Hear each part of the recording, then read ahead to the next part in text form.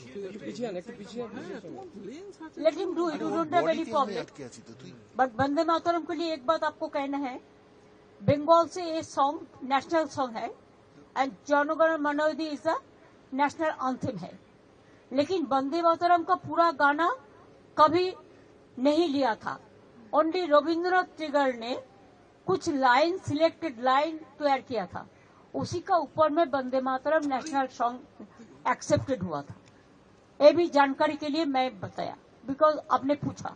पहले तो राज्यसभा ने नोटिफिकेशन दिया था कि जय हिंद बोलना नहीं चाहिए, वंदे मातरम कहना नहीं चाहिए।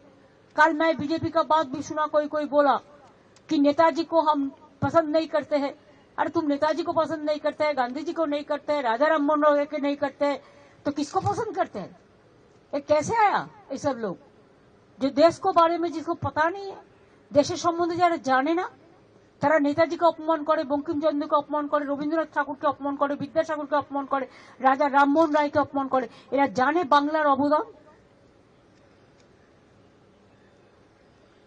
হয়েছে। এবার আমি যাই।